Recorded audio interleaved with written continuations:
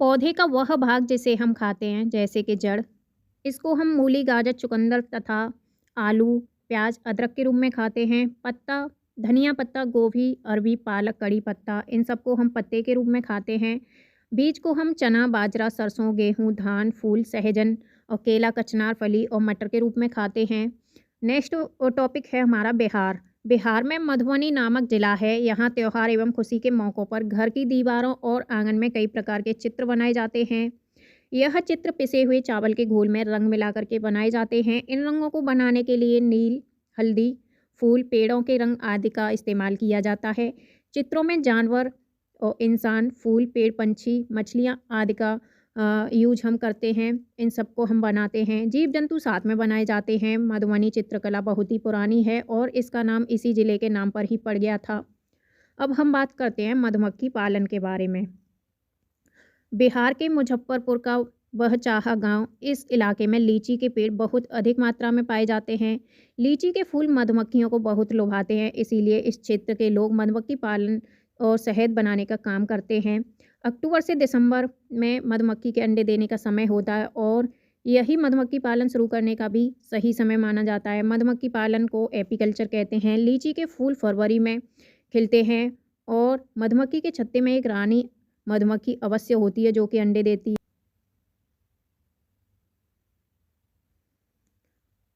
छत्ते में बहुत सारे काम करने वाली जो मक्खियाँ हैं ये भी होती हैं। यह दिन भर काम करती रहती हैं, शहद के लिए फूलों का रस ढूँढती हैं।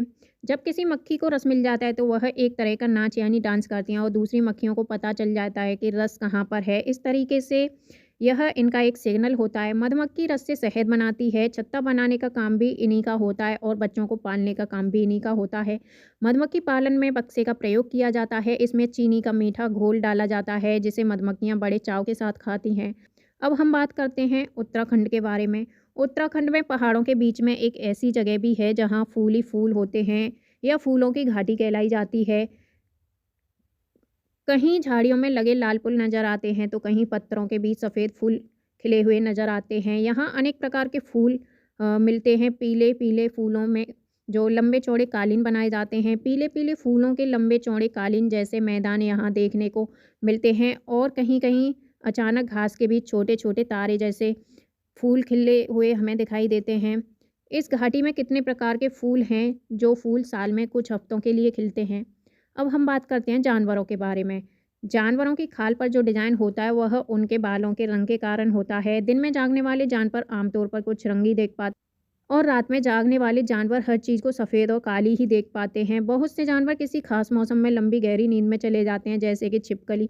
कुछ जानवर तूफान या भूकंप आने के कुछ समय पहले अजीब सी हरकतें करने लगते हैं और जंगलों में रहने वाले लोग समझ जाते हैं कुछ तो बुरा होने वाला है। जानवरों में भी देखने, सुनने और महसूस करने की शक्ति होती है। वैज्ञानिकों का मानना है कि कई जानवरों की अपनी पूरी भाषा है। जिन जानवरों के बाहरी कान होते हैं, उनके शरीर पे बाल होते हैं और वह बच्चे देते हैं। जिन जानवरों के बाहरी कान नहीं होते, उनके शरीर पे बाल नहीं होते, वह अंडे देते हैं। कुछ प्रजातियों को छोड़ दें तो लगभग सभी स्तनधारी वर्ग के जंतु बच्चे देते हैं तथा जिन जानवरों में यह नहीं पाया जाता है, वह अंडे देते हैं। जानवर एक दिन में कितने घंटे सोते हैं? तो गाय 4 घंटे सोती है, बिल्ली आपकी 12 घंटे सोती है। स्लॉथ की बात करें तो हम स्लॉथ देखने में भालू की तरह होते हैं पर ये भालू से अलग होते हैं। स्लॉथ दिन में करीब 17 घंटे पेड़ों से उल्टे लटक कर आराम से सोते हैं। स्लॉथ 40 वर्ष के अपने पूरे जीवन काल में सिर्फ 8 पेड़ों पर ही घूमते हैं, यानी 8 बार ही अपना पेड़ जो है बदलते हैं।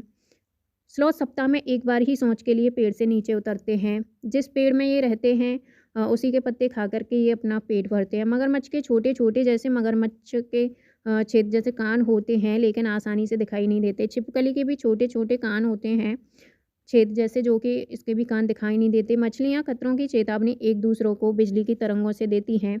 अब हम बात करते हैं पंछियों के बारे में।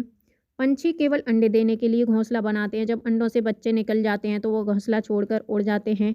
घोंसला छोड़कर अलग-अलग जगह चले जाते हैं, पेड़ों पर, ज़मीन पर और पानी में भी रहते हैं। अधिकतर पंछियों की आँखें उनके शरीर के दोनों तरफ होती हैं। पंछी एक समय में 2 अलग-अलग चीज़ों को एक साथ देख सकते हैं और जब अलग-अलग चीज़ों पर केंद्रित करते हैं तब उनका देखने का दायरा बढ़ जाता है और जब यह बिल्कुल सामने देखते हैं तो उनकी दोनों आँखें एक ही चीज़ पर होती हैं। ज़्यादातर पंछियों की आँखों की पुतली घूम नहीं सकती, वह अपनी गर्दन घुमाकर ही आसपास देखते हैं। पंछियों के पंख उन्हें उड़ने में मदद करते हैं और उन्हें गर्माहट भी देते हैं। उनके नए पंख आते रहते हैं और पुराने पंख झड़ते रहते हैं। कुछ पंछी अलग-अलग खतरों के लिए अलग-अलग आवाज़ निकालते हैं, जैसे उड़कर आने वाले दुश्मन के लिए एक तरह की आवाज़ और ज़मीन पर चलकर आने वाले दुश्मन के लिए दूसरी तरह की आवाज़। पंछियों के कान दिखते नहीं हैं। इनके सिर के दोनों तरफ छोटे-छोटे छेद होते हैं जो पंखों से या फिर जो है पंखों से ढके रहते हैं। पंछी इन्हीं की मदद से सुनते हैं। अब हम बात करते हैं नेपेंथिस पौधा, जिसे हम घटपर्णी पौधा कहते हैं। नेपेंथिस नामक पौधा इंडोनेशिया, ऑस्ट्रेलिया और भारत के मेघालय में पाया जाता है। यह पौधा कीड़े-मकोड़े और छोटे जानवरों का शिकार करता है और यह पौधा लंबे घने घड़े जैसा दिखाई देता है, जिसके ऊपर पत्तियों का ढक्कन लगा हुआ होता है। यह पौधा लंबे घड़े जैसा दिखता है। इसके ऊपर पत्ती का ढक्कन लगा होता है और इसमें से खुशबू निकलती है, जिसकी वजह से कीड़े-मकोड़े इसके अंदर फँस जाते हैं। अब हम बात करते हैं बरगद का पेड़। बरगद के पेड़ की लटकन उसकी जड़ होती है। यह टहनियों से निकली हुई होती है और बढ़ते-बढ़ते ज़मीन के अंदर चली जाती है। बरगद की जड़ें मजबूत खंभों की तरह पेड़ों को सहारा देती रहती हैं। अब हम बात करते हैं जंगल के बारे में। जंगल अधिकार कानून 2007 के अनुसार जो लोग 25 सालों से जंगलों में एक जगह रह रहे हैं, तो यह कानून उन्हें अधिकार देता है कि वह इस जगह पर जो चाहे वह कर सकते हैं, उन्हें हटाया नहीं जाएगा। जंगल का संरक्षण वहाँ की ग्राम सभा करती है। खानों की खुदाई और बांधों का निर्माण करने से जंगल खत्म होते जा रहे हैं। अब हम बात करते हैं फ्रेंड्स घास के बारे में। घास का पौधा जितना ज़मीन के ऊपर दिखाई देता है, उससे कहीं ज़्यादा ज़मीन के अंदर फैला हुआ होता है। घास की जड़ें बहुत ही मजबूत होती हैं। इन्हें खुरपी से खोदकर निकाला जाता है। अगर हम भी इन्हें हाथ से खींच आएंगे तो जड़ समेत बहुत ही मुश्किल से ये निकलते हैं। इनकी जड़ें पौधों को सहारा देती हैं और जल तथा खनिजों के अवशेष खनिजों को अवशोषित करती रहती हैं। कुड़ुक झारखंड की एक आदिवासी जनजाति है। कूट भाषा में जंगल को तोरंग कहते हैं। भारत के उत्तर पूर्वी क्षेत्रों में स्थानीय खेती करने का रिवाज है। कुछ पौधे बिना बोए खेतों में अपने आप उपज आते हैं, यानी उगाते हैं, जिन्हें खरपतवार कहते हैं। इन्हें निकालना ज़रूरी होता है। इन्हें निकालना इतना ज़रूरी होता है, अदरवाइज़ इन्हें नहीं निकालेंगे तो ये सारा खाद और पानी ले लेंगे और फसल कम होगी, यानी ये फसलों का पोषण ले लेती हैं। अब हम बात करते हैं क्रोटन पौधे के बारे में। क्रोटन पौधे ज़मीन के बारे में उनकी दिशा को बता देते हैं, मतलब यह सिग्नल देते हैं। क्रोटन पौधे की जड़ ज़मीन में बहुत ज़्यादा गहरी नहीं होती। जब मिट्टी सूखने लगती है तो इस पौधे की पंक्तियाँ सूखने लगती हैं और झड़ने लगती हैं, जिससे मिट्टी का पता चल जाता है कि मिट्टी सूख रही है और यह एक प्रकार का सिग्नल होता है। फ्रेंड्स, अब हम बात करते हैं मलेरिया के बारे में। रोनाल्डो रोस ने सबसे पहले बताया था कि मलेरिया मच्छरों के कारण होता है और रोनाल्ड रोस भारतीय मूल के थे। मलेरिया से बुखार में कपकपी होती है और ठंड लगती है। मलेरिया मादा मच्छर एनाफिलिस से फैलता है। मलेरिया को दूर करने की दवाई जो है सिनकोना पेड़ की छाल से बनाई जाती है। अब हम बात करते हैं एनीमिया के बारे में।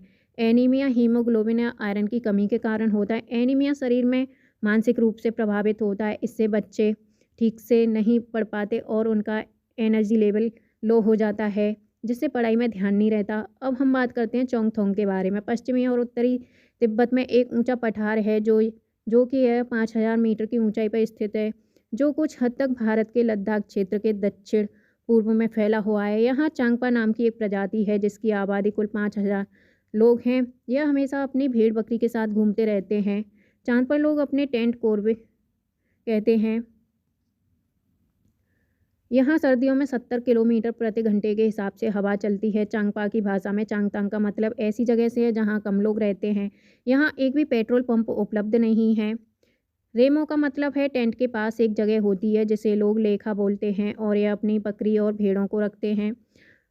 लेखा की दीवारें पत्थरों की बनी होती हैं। यह परिवार अपने जानवर पर एक विशेष प्रकार का चिन्ह अंकित करता है। औरतें और छोटी बच्चियां जानवरों को गिनकर चराने ले जाती हैं और फिर लौटते समय उन्हें दोबारा गिनती हैं। यह लोग अपनी बकरियों को ऊंचाई और ठंडी जगह पर चढ़ाने के लिए भी ले जाते हैं, जिससे बकरियों के बाल घने और मुलायम हो जाते हैं।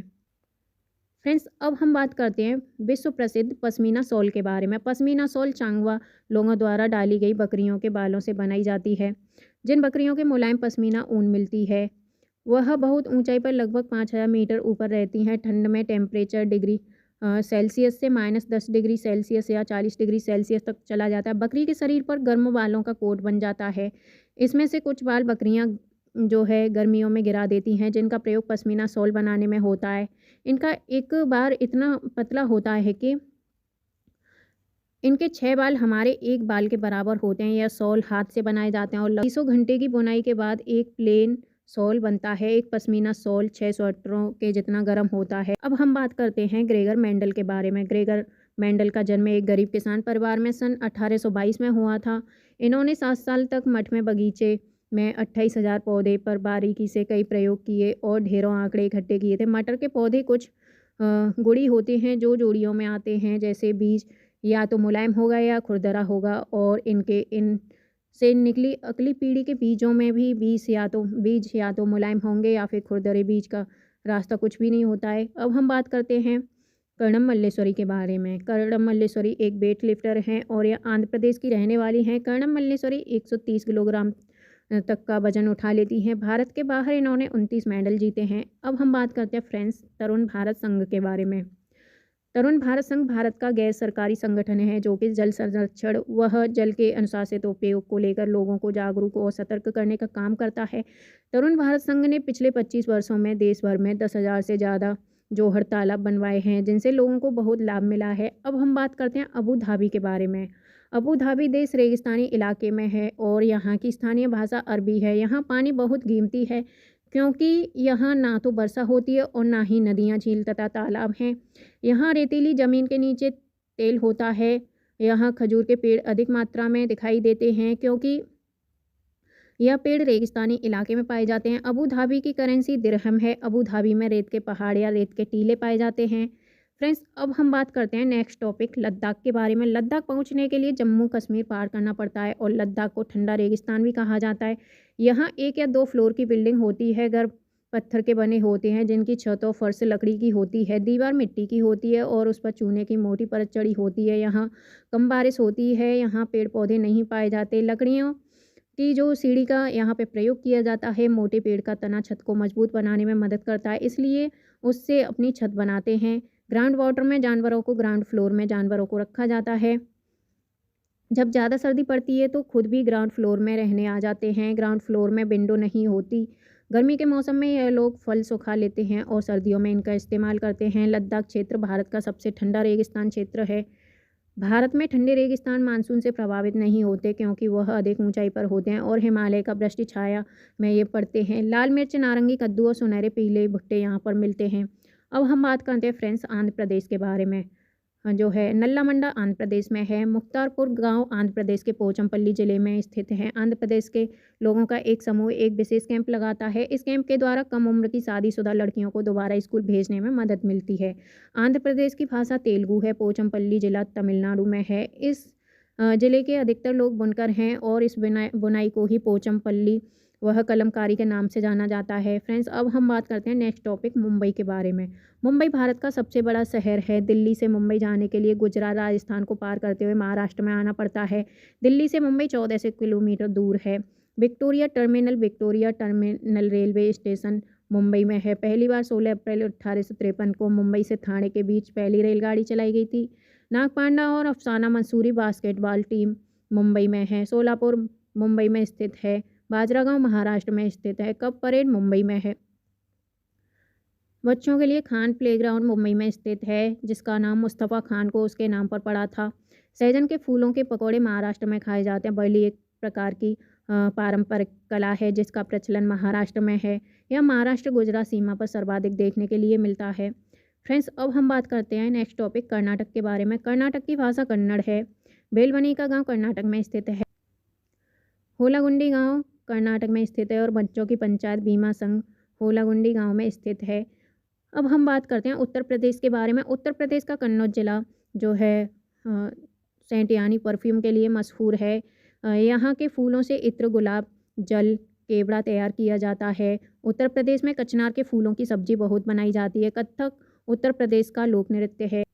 अब हम बात करते हैं मिजोरम के बारे में। यहाँ 3/4 लोग जंगल में रहते हैं। यहाँ की मुख्य फसल चावल है। मिजोरम में खेती की लॉटरी निकाली जाती है। ज़मीन को साझा मानकर सभी लोगों को बारी बारी से उसी ज़मीन पर खेती करने का अवसर मिलता है। मिजोरम में बांस के बर्तन बनाए जाते हैं और झूम खेती मिजोरम में होती है। अब हम बात करते हैं गोलकुंडा फोर्ट के बारे में। गोलकुंडा फोर्ट हैदराबाद में स्थित है। दीवार का भाग एक गोलाकार शेप में है जिससे बेसन सिया बोर्ड कहते हैं। गोलकुंडा की बाहरी दीवारों पर ऐसे 87 बुर्ज बने हैं।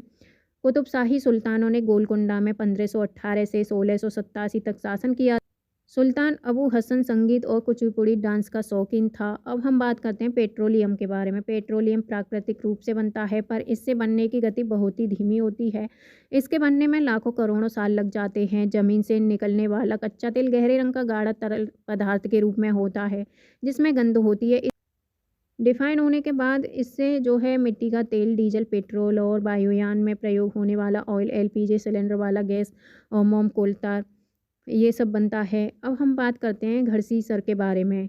घड़सीसर का मतलब यहाँ पर तालाब से है। इसे जैसलमेर के राजा घड़सी जी ने लोगों के साथ मिलकर के बनाया था। इसके दोनों तरफ पक्के घाट, सजे हुए बरामदे, कमरे, बड़े हॉल आदि मौजूद थे।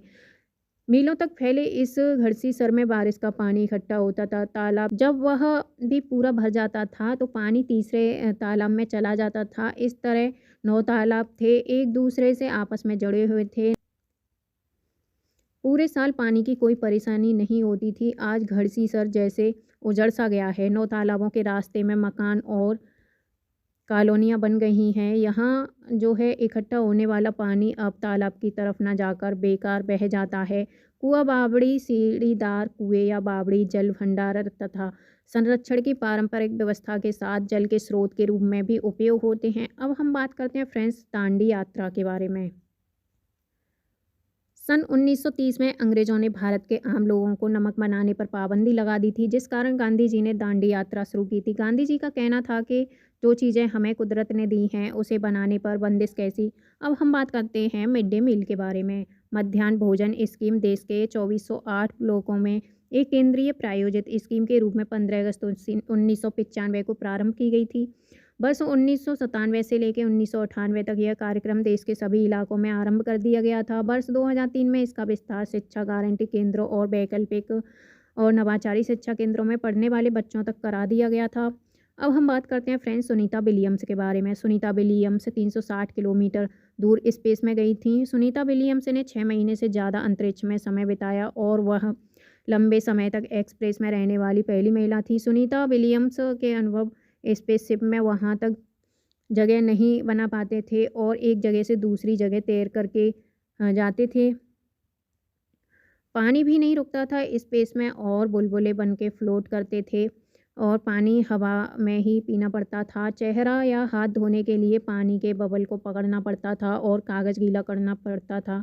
वहाँ कंघी करने की आवश्यकता नहीं थी क्योंकि बाल हमेशा खड़े रहते थे। स्पेस में टहल नहीं सकते थे और फ्लोट करने की आदत हो गई थी। एक जगह पर रुकने के लिए खुद को बांधना पड़ता था। नील आर्मस्ट्रॉन्ग चाँद पर उतरने वाले प्रथम व्यक्ति थे। वह चाँद पर 1969 में गए थे। भारत अर्जेंटीना के विपरीत देशांतर पर है, इसलिए भारत के लोग अर्जेंटीना के लोग के सापेक्ष उल्टे हैं। अब हम बात करते हैं चमकता सितारा।